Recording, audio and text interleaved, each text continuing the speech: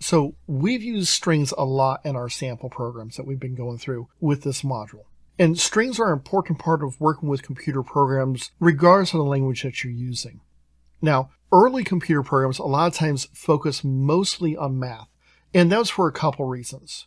Numeric data is a lot easier for a computer to process because of the way it's stored internally. Strings are kind of complex, believe it or not. You might think it's easy because it's just what you type on a keyboard, but there's a lot of things behind the scenes that you don't see. As computers, and thus computer programming languages, have become a lot more powerful, we see ourselves using strings more often. Computers have moved from being more of an engineering, scientific, mathematician type of tool into a tool that everyday people can use. Whether it's part of your cell phone that you're going to send text messages on, your desktop computer that you're going to do business applications on, or playing a video game.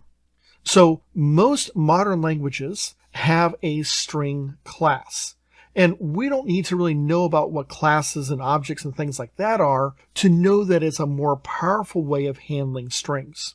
That is, anytime we create a string, we get some helper methods that let us use strings more powerfully. Now, these will change between language to language to language. Sometimes they'll be exactly the same. Sometimes they'll have little changes to them. It's hard to determine what it's going to be without knowing that language specifically. So we're just going to look at some things that you can commonly expect using the Python language. So I'm just going to create a simple string. I'm going to call it name. And I'm going to put Bob Smith. It's pretty simple. It has uppercase letters, it has lowercase letters. It's got a special character in it. And I want to show you some very basic things that it can do. So I can say if name and then say dot. And when we give it the dot, we say, hey, I'm going to call a method or one of these helper functions that the string class provides for me. And you can start to see all of a sudden a lot of different things that it might have. So if I type in is, I get things like is al num. And al num is going to return a Boolean value, a true or false, to determine is this only made up of letters or numbers. Remember, because it's Boolean, we don't have to say equals equals true. It is already true or false.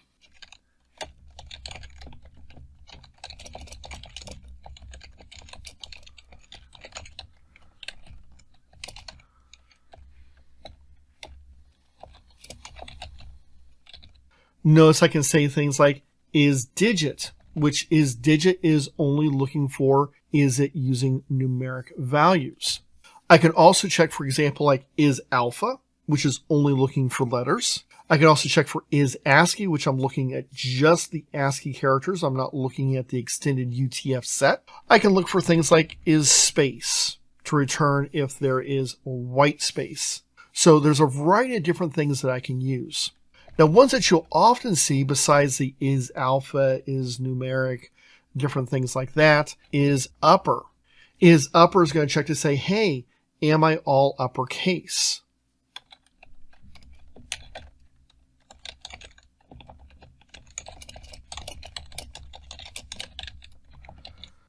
If I run this real quick, you'll notice that neither one of those is true. You might say, well, why not? Well, the is al num, it doesn't have any numbers, and that's okay. It's got mostly letters, but it also has a space. Because it has a space, it's not only letters and numbers.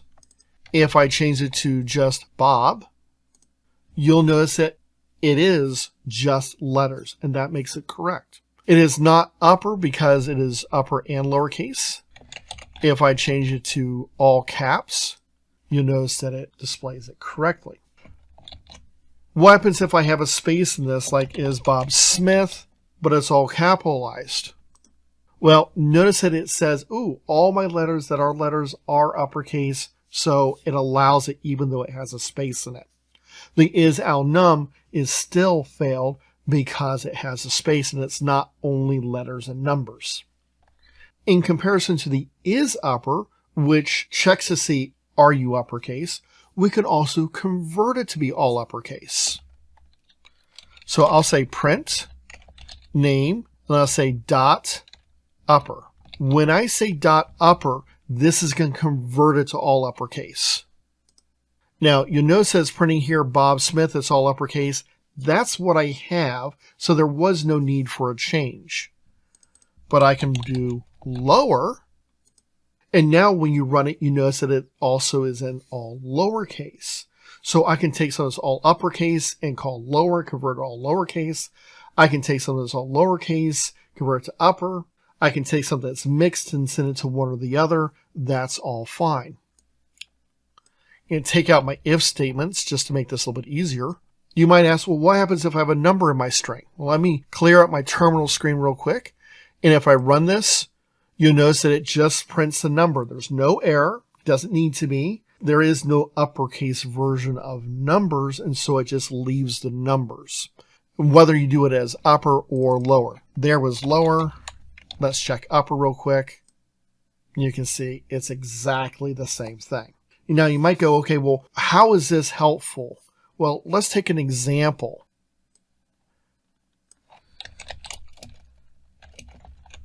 I have a variable again equals y. Remember when we did this in our repetition module where we had a sentinel loop and we were having someone test and say, would you like to run this again? Would you like to run this again? Well, in our case, we had to say while again equals lowercase y or again equals uppercase y.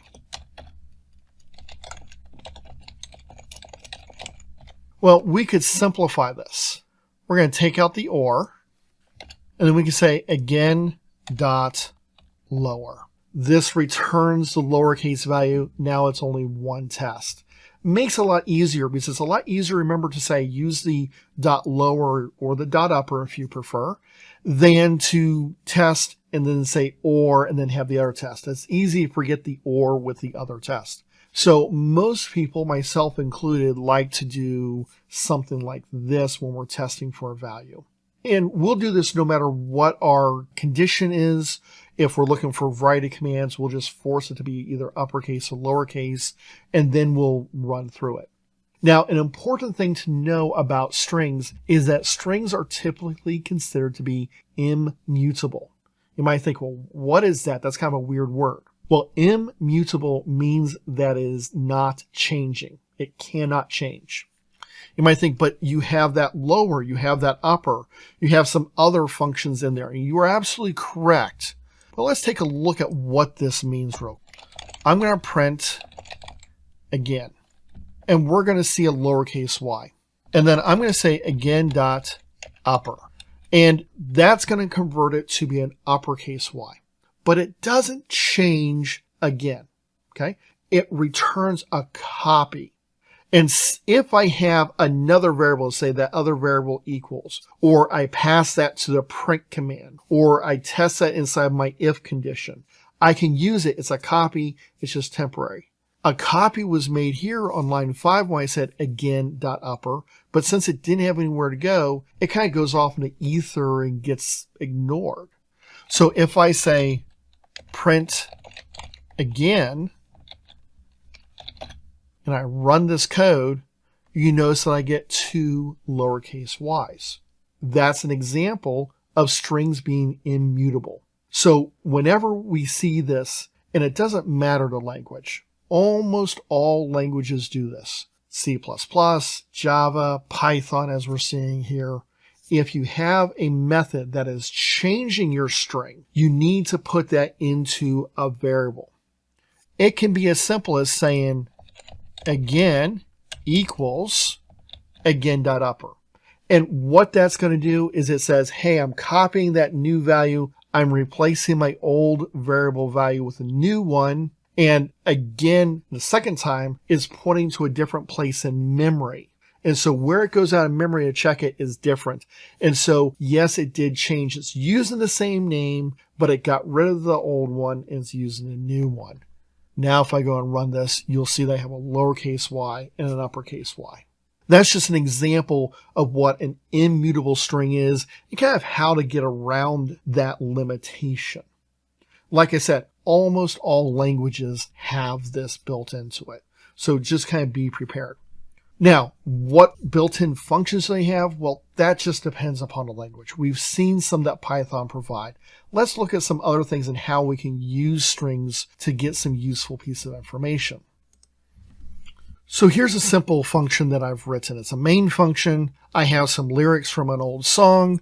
It's kind of a funny song if you've never heard it before. And I say I'm looking for something. I'm going to find this value. Well, what is it going to be? Well, I'm using a method called find. And inside my lyric string, I can call find, and it's going to go out and try to find that string. And if it exists, it's going to return where it found it. Now, we don't know where it found it at this point. All we know is that it was found, because find will return the character of where it was located when it was found. If it returns -1, that means it didn't find it, because you obviously can't be at a negative value. And so that's what our if statement is saying here on line 4. We can change this up and say print find it, the string that we were looking for,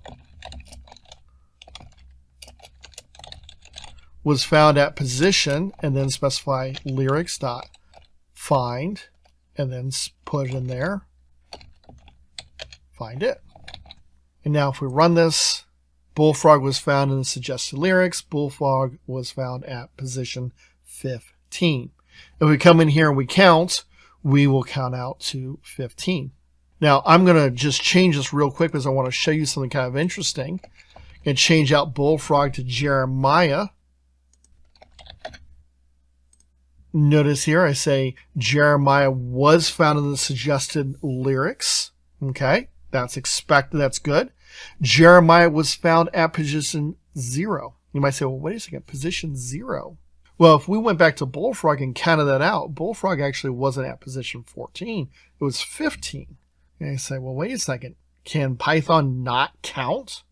Well, yeah, it counts very well. The problem is, and we've mentioned this earlier on in other modules, remember Python, like a lot of computer programming languages, is a zero index language. That means that the first character in my string is at position 0, not position 1. So that's why when we say find and we print it out, it comes up as position 0. If I look at Bullfrog, I might say 14 is where it starts, but it's the 15th character because it started at position 0. Now, if you remember why, that goes back to our list module and how arrays and lists are stored. We're not going to repeat that process now. You just need to remember that this is something you have to remember, that your strings, just like with your list and other values, are 0 based. And so if you try to count things out and you see something's a little bit off, that's the reason why. Now you'll also notice that I have here an if statement that says starts with, and I also have an ends with. Those two methods allow me to check to see if my string that I'm looking for is at the beginning and or the end of my string. That just makes it a little bit easier when I'm working with things. It makes it so if I'm looking to say, hey, does this start with something? And occasionally you need to do that. You're looking for certain patterns or different things like that. Those are important things to know. So I might be looking for a string of a person's name, and I'm looking to say, hey, does it start with, is this their first name? Okay. Or does it end with, is this their last name? Those types of things I can be looking for. Those are all very powerful tools, and if you do a lot of string manipulation, that's something you'll see yourself using a lot. Some other things that you might commonly need to do when working with strings is to remove certain characters, such as extra spaces, white space, etc. So here I have Jeremiah, and I'm going to put a couple of spaces here. I have some spaces before, I have some spaces afterwards, and if I run this, you'll see that Jeremiah is not left justified because of all those spaces. Now, I don't know about the other spaces, so I'm just going to come in here and concatenate a couple quick things. You might say, well, what's concatenation? Well, concatenation is when I join two strings together. And if you look, it uses the plus symbol. It kind of makes sense if you think about it. A lot of programming languages use the plus symbol for concatenation. Not all programming languages use the plus symbol for concatenation, but Python does. And so I can say pipe, that's that vertical line that's above the enter key, plus sample, and then another pipe character. And when I run this, you can kind of see, oh, I've got some big spaces in here. So I can come in here and say sample.lstrip, and lstrip will remove any of my left white space characters. Notice that now that vertical pipe, you can see where Jeremiah is all the way up against it. I can also say rstrip, which removes spaces at the end of my string. I can also say strip, and that removes my white space both at the beginning and the end. Now you might ask, does it do all white space or is it just spaces? Well, let's put in a couple of other white space characters just so you can kind of test and see. And if I take out the strip, so I just see sample, you'll notice how big my white space is. If I put in strip in comparison, you'll notice that it removes the new line, it removes the tab, and it removes the spaces. Any white space, and it doesn't matter what order they are in or anything like that. So this is a really nice thing. Now remember though, strings are immutable, and therefore it's not changing sample. In fact, if I come down here and I make a copy of this without the strip and save it. Now I'm going to do a clear screen just to clear up that terminal window just a little bit.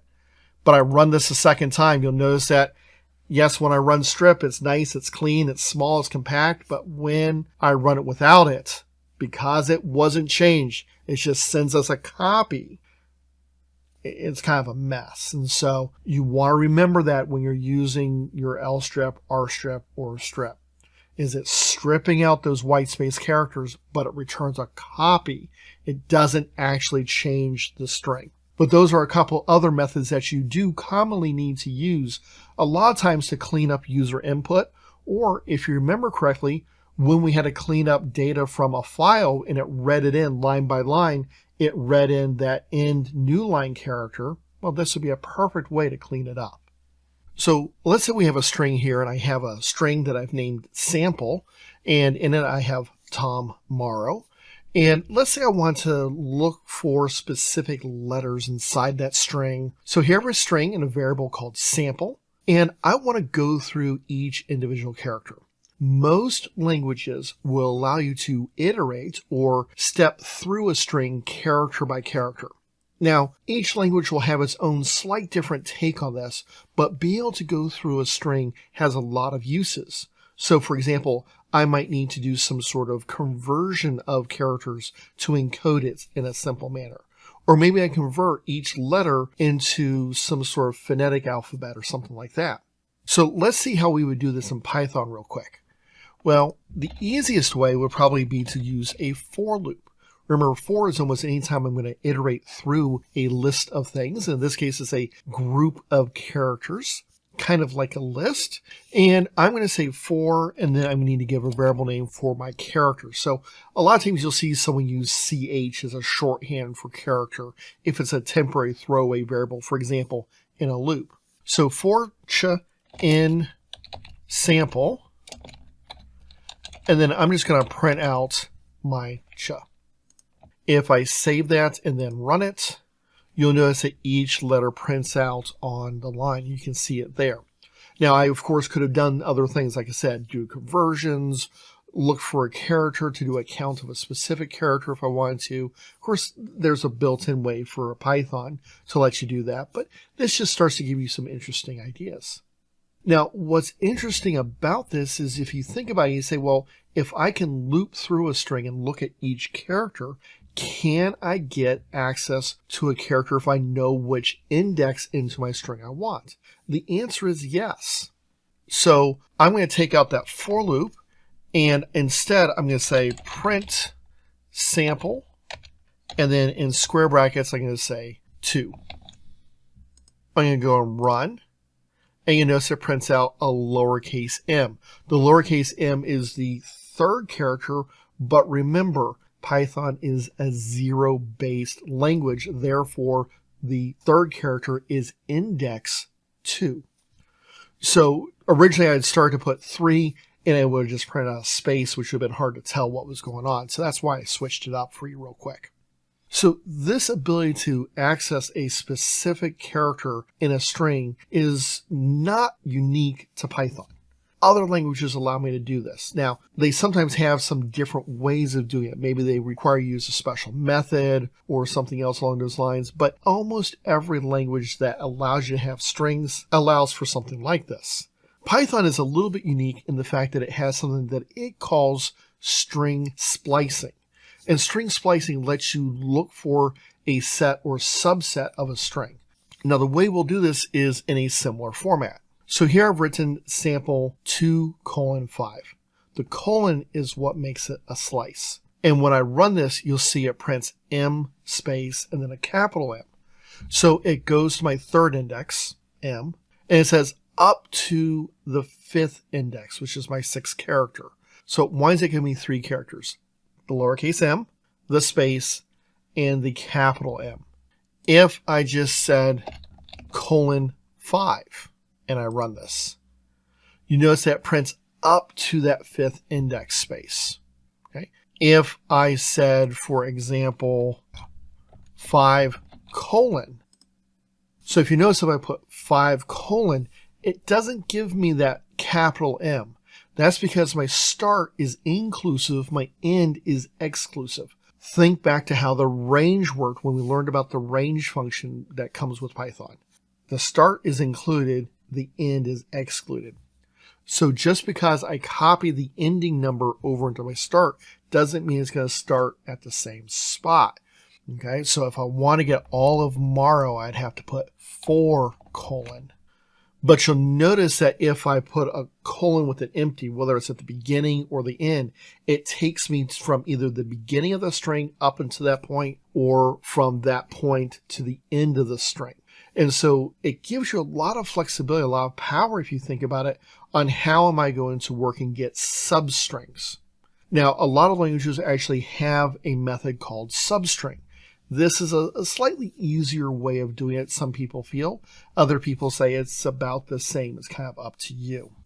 Now, there's some other interesting things we can do with slicing. So what happens if I say something like 4:2, where my endpoint is before my starting point? Well, if I run this, you're going to notice it just gives me an empty string. It says, can't do this, here's nothing, which is better than maybe an error, but not very useful. If I give it a negative value, though, such as 4:2, you notice that it prints out most of Morrow, but it misses the last 2 characters. So when I give it a negative value at the ending point, it says, well, let me start at the end and come back 2 characters. That way, you don't have to know how long it is. We're just going to subtract off a little bit. And so that's an interesting thing that you get to do if you want to kind of play with some things. I don't have to know what the ending level is. I can just kind of give it a negative number. Now, some people might ask, what happens if I give it a really big number, something that's past what that value is? Well, if I run that, you notice it goes and prints out to the end, and then it stops. Okay? So, yes, I can do it. It doesn't give me an error, but it doesn't give me anything extra either. So that's kind of helpful if you think about it. It's just another way of looking at it. Let me clear the screen real quick. Let's take up 4:8. And you can see that it prints out the more, M-O-R-R. That's kind of good. What happens if I add a third number? So I'm going to say :2, for example. I might go, okay, well, what is that? Well, if I run this, you'll notice it prints the M, no O, an R, and then it ends. So if I give it a colon and another number, it will start skipping a certain number of characters. And I can put in different values. So if I have some long string and I want to kind of skip through it for some reason, I can do that if necessary, all with my string splicing. So these are some things, a lot of times something like a substring or some other function that might be provided for you, a lot of times they can't necessarily go quite that far. Once again, it's very dependent upon a language as to how something like that would work. This is just how Python would work. Now there's a couple of functions that don't come as part of a string, but can still be used with a string. Let me show you one of the most common ones. That's len. So if I say len of sample and I pass in sample to it, it's going to find the length of my sample. So I do a CLS on my terminal window, run, and you notice it comes back as 10. So len is a function that we use all the time. Now len is not built into a string, it's a separate function, and that's actually kind of helpful because len is used for other things as well, not just determining the size of a string. You will need to use len for determining the size of a string for a variety of applications. Maybe you want to check to make sure a username or password is long enough or not too long. There's other cases that you're going to find it. This is just a good example. One final thing I want to show you, and this is more of a command than a function, but it allows us to check to see if something is inside of a string. Now, before we did a check to see if a substring was inside of a string, and that's one way of doing it, but there is another. So I'm going to say if Tom, and then use the command in. In is a command. It's a special command that Python provides us to see if something is part of another element. Once again, in is going to be used in more than just strings, as we'll see in other places. But I'll say if it's in sample.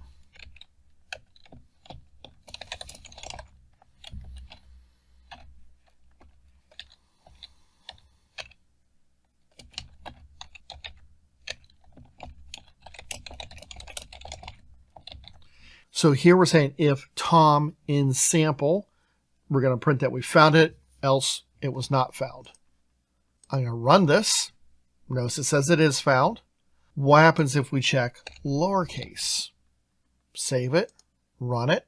It was not found. So the in command, as with other commands inside of Python, is case sensitive. Very important. In is just returning a Boolean value, which is what makes it so good for use in something like an if statement or a while loop. So it's a condition. It checks to see if it's in that sample set. In this case, it was actually called sample. It could, of course, been called anything we wanted to, and it returns a true or false. Now, this doesn't return where in the string is. Most people will find the in to be a little bit faster because it is a simpler tool. It just returns a Boolean value. So it makes it nice. It makes it easy and clean to write your code. Now, sometimes you'll find that there's not just one way to do a piece of code. There's 2, 3, or even 4 different ways of doing it. So what should you do? Well, you want to make sure that number one, it's going to be always correct. And the in is a great example of something that will always work for you as long as you don't care about case sensitivity. The second thing is you want to make sure it's at least relatively fast. You don't want to pick the slowest way to do something, at least not intentionally. Your computer speed is much faster than it used to be, so you want to make sure that it's easy for you to write, it's easy for you to understand, but it's still going to be fast enough for the computer to run.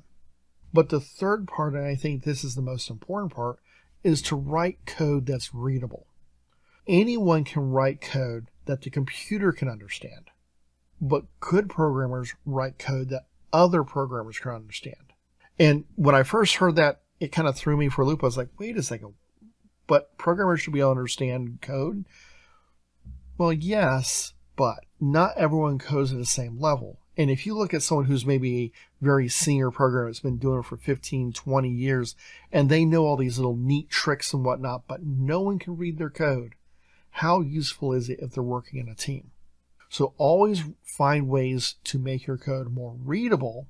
Usually that code is going to be fast, or at least fast enough, and it's going to make sure it works. This is a perfect example. It's very readable. You don't have to be an expert programmer, and so it's an option for you to pick. All right, Keep going through some sample programs, keep writing them. You'll get better and understanding more of how to use strings.